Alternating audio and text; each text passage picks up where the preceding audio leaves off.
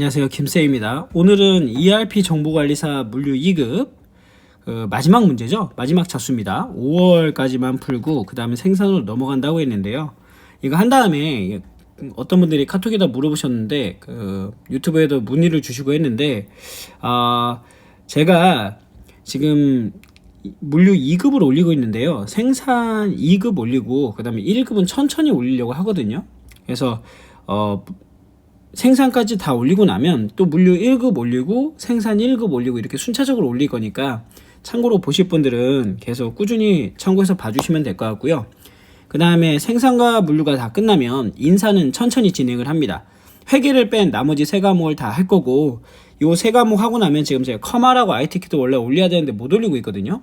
얘도 올려드리고, 그 다음에 물류관리사하고 유통관리사도 나중에 천천히 해서 진행을 하도록 하겠습니다. 자, 그러면 오늘은 물류 2급 2023년도 5월 기출문제 이론 필기 진행해 보도록 하겠습니다. 1번입니다. ERP 도입 예상 효과로 적절하지 않은 것은 했네요. ERP 도입을 하게 되면 통합 업무 시스템을 구축할 수 있고요. 여기 있죠. 통합 업무 시스템을 구축할 수 있고, 그 다음에 정보 기준 체계를 표준화할 수 있고요. 그리고 투명한 경영을 또 할 수 있습니다.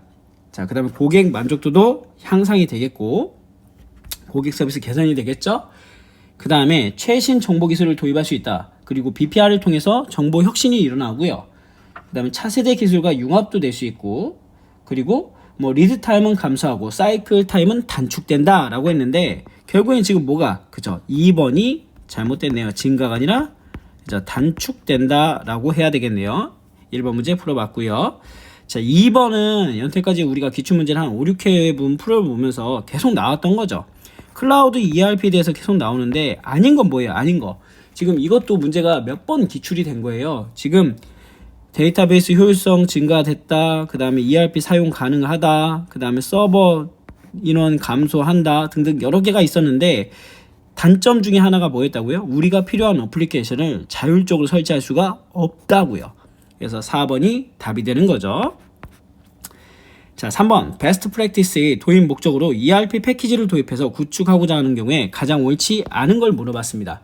자, 베스트 프랙티스란 건 여러분들 우리가 업계에 따라서 지금 ERP 같은 경우에는 데이터가 누적돼 있거든요. 그래서 그 업종에 따라 계열에 따라서 가장 이상적인 모습이 기업들이 시행착오를 거쳐서 만든 베스트 프랙티스, 즉 최선안이 모여 있어요. 그걸 선택해서 쓰라 이거거든요. 그래서 BPR과 ERP 구축을 병행해도, BPR은 병행 또는 전해해야 되겠죠. 동시 또는 전해해야 된다. ERP 패키지에 맞춰서 괜찮아요. 2번도 괜찮습니다. 같이 진행해도 된다고요. 그 다음에 기존 업무 처리에 따라 기존 업무 시스템을 고수하지 말아라 라는 게 있었죠. 기존은 여러분들 읽을 때 수작업이라고 보시면 돼요. 수작업. 그래서 ERP로 기껏해서 컴퓨터로 자동으로 바꿔놨는데 다시 돌아간다? 아니죠. 자, 그 다음에 BPR을 실시한 후에, 얘도 맞죠? BPR을 먼저 해야 된다는 거. 자, 4번 문제는 맨날 나왔던 문제입니다. 자, MRP1. 자, 다시 한번 볼까요? MRP1, MRP2, ERP, 확장형 ERP로 넘어가는 구축 체계가 있었죠. 자, ERP 구축 체계는 제가 ERP 1강에다가 설명을 드려놨던 것 같은데요. 정말 많이 나오죠. MRP 같은 경우에는 이 MRP1과 MRP2가 용어는 MRP랑 똑같은데 의미가 틀려요. 왜냐면 MRP1 같은 경우에는 머터리얼이죠, M이. 그리고 Material Requirement Planning이라는 자재 소요 계획을 뜻한다면, 이번에 있는 MRP2 같은 경우는 Manufacturing Resource Planning입니다. 즉 제조 자원 계획이란 얘기죠. 그래서 다른 의미가 있다는 거. 그래서 2번이 답이 된다. 나온 김에 한번 봐주시면 될 것 같아요. 자, 그 다음에 5번 문제입니다. 5번 문제는 4기간 동안이니까 이렇게 4기간 동안에 단순 이동평균법을 이용해서 예측을 하라고 하죠. 그러면 더해봅시다. 105 더하기 120 더하기 85 더하기 90 이렇게 되나요? 제가 잘못됐네요. 그러면 얘를 갖다 뭐로? 4로 나누겠다라는 거죠. 그러면 그쵸, 100 나옵니다. 100. 답은 1번. 자, 6번. 경쟁 환경하에 적정한 이익을 추구하면서 가격을 유지하기 위해 보기와 같은 방법들을 적용할 수가 있다고 합니다. 기업과 니은에 들어갈 용어로 가적 적절한 것은 골랐네요. 괄호는 괄호에 의한 가격 유지 방법은 광고, 판매, 제품 차별화, 판매 계획 개열화, 그 다음에 가격 외적인 측면이죠. 얘를 우리가 뭐라 불러요? 그죠? 비가격 경쟁이라 하죠. 여기 줬잖아요. 가격 외적인 방면, 비가격 경쟁. 그럼 답은 나왔네요. 2번이네요. 그리고 요것도 니은도 상당히 중요하다고 말씀드렸어요. 가격 유지 방법은 요거죠. 리베이트.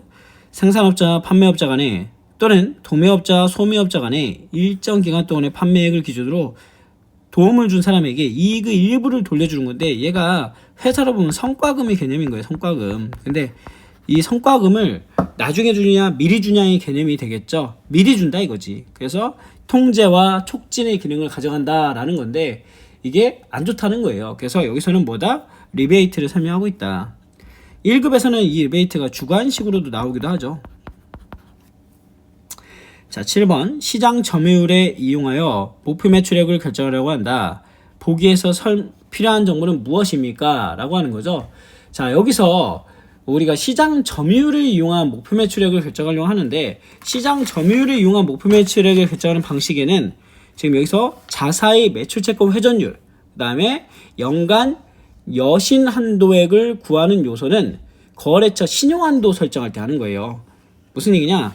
이거 자사의 매출채권 회전율과 누구요? 연간 총 여신한도에 요거 기억 니은 요거는 뭐 설정하는 거라고요? 그죠? 신용한도 설정할 때 하는 거다. 그러면 지금 남는 건 뭐야? 시장 점유율 증가율. 그죠? 시장 점유율이니까. 그죠? 그 다음에 총 매출의 증가율. 이 두 개, 디귿과 리을이 여기에 해당이 되는 거죠. 여러분들 그래서 지금 답은 뭐가 돼요?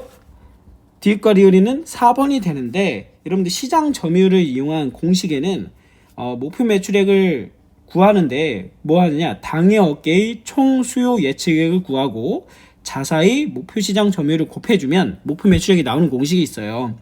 교과서 참고해 보세요.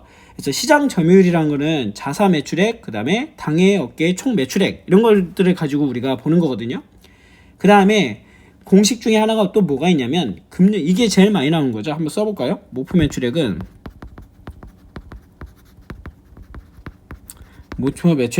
금년도 자사 매출액, 금년도 자사 매출액 곱하기 1 플러스 시장 확대율 곱하기 1 플러스 시장 점유율, 성장률이죠. 성장률 뭐 이런 것들을 가지고 우리가 하는 거예요. 그래서 시장 확대율이란 거는 전년 대비 시장 점유율의 증가율, 그 다음에 시장 성장률은 당해 업계의 총 매출액 증가율. 즉 그래서 여기서 지금 얘 디귿과 리을이 여기 들어가는 거예요. 여기. 그래서 요 공식에서 가져온 문제다라고 보시면 되고요. 답은 4번이다 라고 봐주시면 되겠습니다. 자, 가격의 탄력성에 대해서 지금 물어봤는데, 여러분들 가격의 탄력성이란 거는 수요와 공급에 의해서 생기는 거죠. 그래서 탄력성을 먼저 설명을 드리면, 상품에 의한 수요량은 그 상품 가격이 상승하면 감소하고 하락하면 증가하게 됩니다. 당연하죠. 가격 탄력성이란 가격 1%가 변화했을 때 수요량이 몇 % 변화하는가를 절대치로 나타낸 크기를 우리가 탄력성이라 부르는데, 탄력성이 1보다 크면 탄력적이다, 1보다 작으면 비탄력적이다 라고 얘기를 합니다. 일반적으로 수요가 지속적으로 유지되는 생필품은 사치품보다 탄력성이 좀 낮고요. 그럼 다른 말로 하면 사치품이 크다는 얘기가 되겠죠. 자, 그럼 한번 볼까요? 가격 탄력성이 1보다 작으면 비탄력적이다. 맞죠? 방금 설명한 거고 매치가 됩니다. 자, 그 다음에 가격이 1% 변할 때 수요가 몇 % 변화했냐? 이게 맞죠? 아까 설명했었죠? 대체재가 많다는 건 다른 물건을 선택할 수 있는 선택 기회가 많다는 얘기예요. 그러면 당연히 탄력성은 크겠죠. 3번 맞고요. 4번 일반적으로 수요가 지속적으로 유지되는 생필품의 가격 탄력성은 사치품보다 작다죠. 4번이 답이 되겠습니다.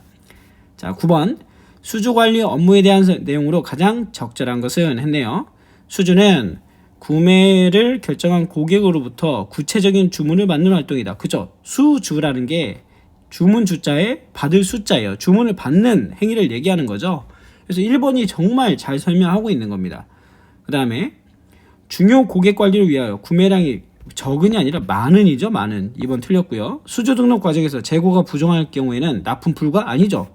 가용 재고량을 고려해 가지고 언제 납품을 받을 수 있는지 그 일정을 조율해서 알려줘야 되겠죠. 3번도 틀렸고. 견적은 구매하고자 하는 물품에 대한 단가 및 수량들을 산출하는 단계를 의미하며 일반적으로 대금 지급 단계에 아니죠. 대금 지급 단계가 아니라 이전에 수주 이전에 하는 거죠. 수주 이전에 하기 때문에 4번도 틀렸다. 자, 10번. 생산성은 과거 총이익액 실적을 이용하여 거래처 여신한도를 설정하려고 합니다.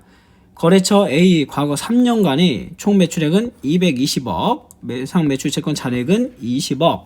이거 문제 예전에도 많이 풀어봤던 것 같은데, 여신한도액을 구하는 걸, 여신한도액은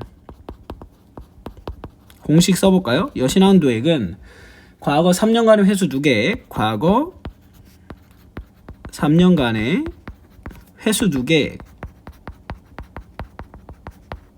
2개에서 여기서 지금 보시면 총 평균 이익률을 곱하면 돼요. 여기다가 총 평균 이익률.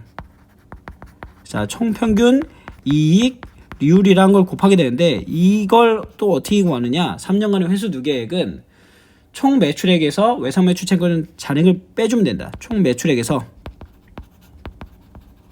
뭘 빼줘요? 외상 매출 채권 잔액을 빼주면 된다는 얘기죠. 자, 그러면 이거 그대로 집어 넣어볼까요? 자, 총 매출액 얼마? 220억. 그래서 20억을 빼주면 얼마가 되죠? 200억. 곱하기 지금 유율 몇 퍼센트? 0.2 곱하면 되겠죠. 자, 0.2 곱하면 얼마? 40억. 답은 4번 되겠습니다. 자, 잠깐 쉬었다가 2교시 진행하도록 하겠습니다. 휴식하겠습니다.